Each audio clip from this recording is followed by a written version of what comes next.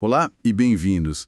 Que a paz e as bênçãos de Deus encham o seu dia e a sua semana. Amém. Hoje a gente vai mergulhar de cabeça num texto, sim, antigo, mas com uma mensagem que reverbera com uma força impressionante até hoje. Qual texto? O capítulo 11 do livro de Jeremias. E para nos guiar, nós temos o próprio texto bíblico, da tradução NAA, e um comentário super aprofundado do estudioso Charles Eger Dyer. A nossa missão aqui é desvendar o drama de uma nação, sabe? Uma nação em ponto de colapso, a história de uma aliança quebrada e as consequências, assim, avassaladoras que se seguiram. E olha, não vamos só olhar para as palavras no papel. Vamos investigar o porquê de elas terem sido ditas naquele exato momento da história. Exato. O que essa crise toda revela sobre a tensão entre, sei lá, promessas divinas, a teimosia humana e o que acontece quando a paciência de Deus chega ao fim. É uma história de corações endurecidos, sabe? E da verdade que ninguém queria ouvir. Certo, vamos desempacotar isso. Para entender a força dessa mensagem, a gente precisa, primeiro, se situar.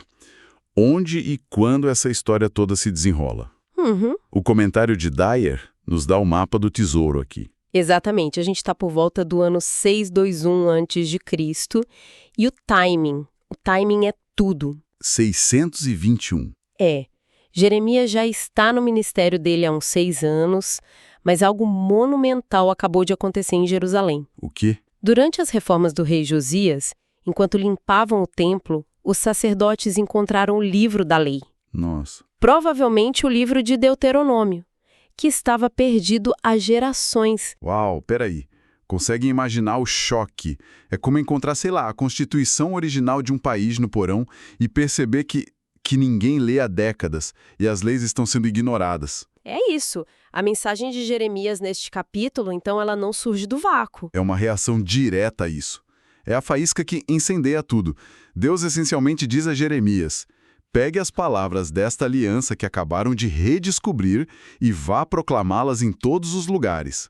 Não era para ser um sussurro. De jeito nenhum. A ordem era para gritar nas cidades de Judá e nas ruas de Jerusalém. Era tipo um chamado de emergência nacional, sabe? Para o povo se lembrar do contrato que seus ancestrais assinaram com Deus. E que aliança era essa exatamente? O texto começa com Deus instruindo Jeremias a lembrar o povo sobre as palavras desta aliança. O que estava nesse contrato? Bom, é a aliança mosaica. O acordo fundamental feito séculos antes, quando Deus tirou os israelitas do Egito. Certo. O texto usa uma imagem muito forte para descrever o Egito, uma fornalha de ferro, um lugar de sofrimento, de opressão. Exato. E a promessa de Deus ao resgatá-los foi condicional e muito clara. Obedeçam a minha voz e façam tudo o que eu lhes ordeno. Então, vocês serão o meu povo e eu serei o seu Deus. E a recompensa era a famosa terra que mana leite e mel. Parece um acordo, nossa, incrivelmente vantajoso. Liberdade da escravidão em troca de lealdade e obediência. Parece, né? Mas, claro, a história humana raramente é tão simples. O texto deixa bem claro que o plano não saiu como esperado. Não saiu mesmo. E o que o Dyer ressalta é que não foi um deslize pontual, sabe? Foi um padrão histórico, quase uma tradição de desobediência. O versículo 8 é brutalmente honesto. Ele diz: mas eles não quiseram ouvir nem atenderam. Pelo contrário, andaram cada um segundo a dureza do seu coração maligno. Nossa, que pesado. E a geração de Jeremias, mesmo com o livro recém-descoberto nas mãos, estava repetindo o mesmo erro. A consequência, portanto, não era uma surpresa. Não era. Deus diz que trará sobre eles todas as palavras desta aliança, o que incluía as maldições previstas pela quebra do contrato. E aqui é onde a coisa fica realmente tensa. O versículo 9 usa uma palavra muito forte. Fala de uma conspiração entre o povo de Judá e os moradores de Jerusalém. Conspiração soa tão deliberado, sabe? Tão planejado. Não é só esquecimento ou fraqueza, é algo mais sinistro. É uma ótima observação, porque a palavra é escolhida a dedo. Dyer explica que não se tratava de um desvio gradual. Foi uma decisão consciente e coletiva de dar as costas para Deus. Mesmo com as reformas do rei. Exato. Pense no contexto. O rei Josias promoveu grandes reformas religiosas. Derrubou ídolos, centralizou o culto. Na superfície, parecia tudo nos eixos, mas era só fachada. Tipo, pintar uma parede mofada sem tratar infiltração. A aparência muda, mas a podridão continua por baixo. Exatamente essa imagem. Foi uma conformidade forçada, talvez política, mas que não mudou o coração das pessoas. Entendi. Assim que Josias morreu, a nação inteira voltou correndo para os pecados de seus antepassados, especificamente a idolatria. A conspiração era esse acordo tácito, coletivo, de rejeitar o Deus da aliança e adorar outros deuses. Era uma rebelião organizada.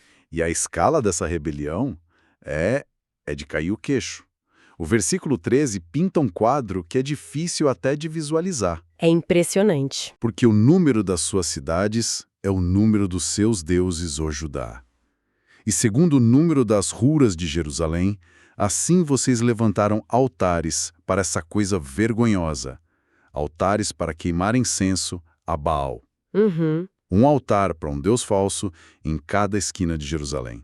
Isso não é um pecado escondido, é um desfile de infidelidade. Pois é, e o que é fascinante nesse detalhe é como ele ilustra a profundidade da corrupção. A idolatria não era mais uma prática privada. Era parte da infraestrutura da cidade. Sim. Estava totalmente integrada à vida cívica, social. E é por isso que a linguagem do julgamento é tão definitiva, sabe? Deus diz que trará sobre eles uma calamidade da qual não poderão escapar. E todos aqueles deuses. Todos aqueles deuses e altares que eram a rede de segurança deles se revelariam completamente inúteis na hora do aperto. Tá tão pública e a conspiração tão deliberada, a paciência divina devia estar no limite. No limite. E o texto parece confirmar isso de uma forma que, até hoje, causa arrepios. No versículo 14, Deus dá uma ordem a Jeremias que parece ir contra tudo que a gente pensa sobre oração, sobre misericórdia. É, sem dúvida, um dos versículos mais difíceis de digerir em todo o livro. Qual é a ordem? Deus diz a Jeremias: quanto a você, não interceda por este povo, nem levante por ele clamor ou oração, porque não os ouvirei quando eles clamarem a mim na hora da calamidade. Ele proíbe o profeta de orar por eles. Exato. Deus, na prática, proíbe a intercessão. Mas por quê? Por que fechar a porta da comunicação? Isso soa tão final. O comentário de Dyer nos ajuda a entender a gravidade do momento. O pecado não era apenas um ato, era uma condição tão penetrante que a nação ela havia cruzado um ponto de não retorno. Um limite. Sim. A decisão pelo juízo já estava tomada. E o mais chocante é que o povo continuava com suas práticas religiosas. Sim, o versículo 15 os questiona. Que direito tem a minha amada na minha casa? Ela que anda praticando o mal? Eles frequentavam o templo, ofereciam sacrifícios, as carnes sagradas. Então eles estavam usando a religião como um amuleto da sorte. Um tipo de seguro contra desastres, é isso? Exatamente. Eles achavam que poderiam continuar vivendo em rebelião. Mas se fizessem os rituais certos no templo, Deus seria obrigado a protegê-los. Uma tentativa de manipular a Deus com cerimônias. Precisamente, e essa hipocrisia era intolerável para Deus. Os rituais, sem um coração obediente, não eram apenas vazios, eram ofensivos. Nossa. É nesse ponto que a metáfora muda para algo belo e ao mesmo tempo trágico. Deus descreve Judá como uma oliveira verdejante, formosa e de bons frutos. Ele mesmo a plantou. Ele mesmo a plantou e a fez crescer. Era um projeto de beleza e produtividade. Uma imagem de amor, de cuidado. Mas tem uma reviravolta. Uma reviravolta terrível. Por causa da teimosia deles em queimar incenso a Baal, o próprio Deus que a plantou anuncia: com grande estrondo atearei fogo a ela, e os seus ramos serão quebrados. Que imagem forte. A mesma mão que nutriu a árvore se torna a fonte da sua destruição. É uma imagem poderosa do luto divino e da justiça inevitável. Tudo isso é sobre a nação, sobre o povo como um todo. Mas e o mensageiro? O que acontece com ele? como as pessoas reagiram ao ouvir Jeremias dizer coisas tão duras. Uhum. Ninguém gosta de ouvir que sua religião é uma farsa e que o desastre é iminente. Com certeza não o aplaudiram por isso. A reação foi exatamente o oposto. Foi violenta. Sério? A segunda metade do capítulo muda o foco do pecado nacional para a ameaça pessoal contra o profeta. Eles conspiraram para matá-lo. Meu Deus. E a Yai aponta que esse é o primeiro registro explícito de uma oposição tão perigosa e mortal ao ministério de Jeremias. E a parte mais dolorosa, o que torna a traição ainda mais amarga, é de onde veio essa ameaça. Não veio de um rei zangado? Ou Não. dos sacerdotes corruptos em Jerusalém? Não, veio dos homens de Anatote, sua própria cidade natal. Não acredito. Os vizinhos dele. Seus vizinhos, as pessoas com quem ele cresceu, talvez até amigos de infância, eles chegaram para ele com um ultimato brutal.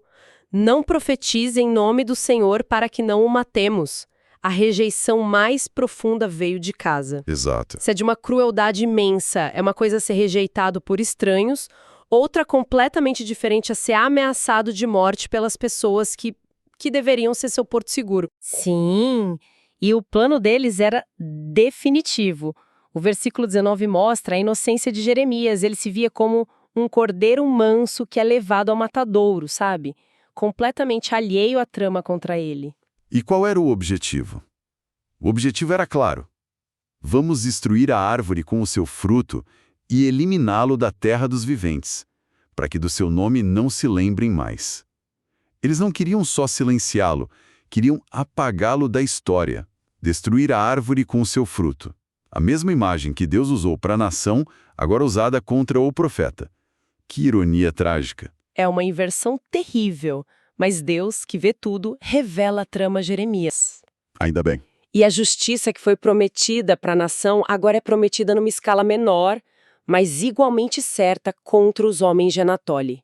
Deus decreta que os jovens morrerão pela espada e os filhos e filhas morrerão de fome.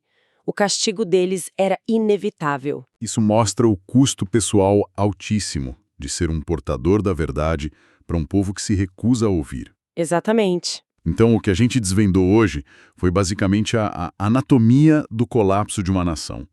Começa com uma aliança sagrada, um acordo de amor e lealdade, segue com a quebra repetida dessa promessa, geração após geração, leva a uma religião de fachada superficial que irrita a Deus em vez de agradá-lo, e no fim, a sociedade se volta violentamente contra o único que ousa dizer a verdade. E isso nos força a confrontar uma questão central que ecoa do tempo de Jeremias até o nosso, né?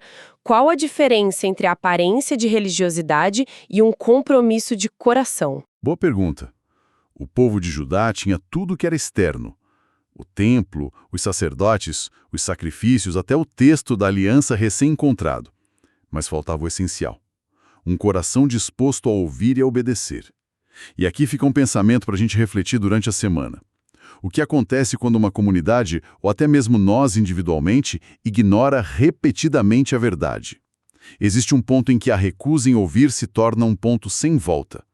E, por outro lado, a história de Jeremias e do povo de Anatote nos obriga a perguntar: como reagimos quando uma mensagem nos confronta, quando a verdade expõe algo que preferiríamos manter escondido? Nossa primeira reação é atacar o mensageiro? É uma pergunta desconfortável, mas essencial. Deus abençoe todos os ouvintes.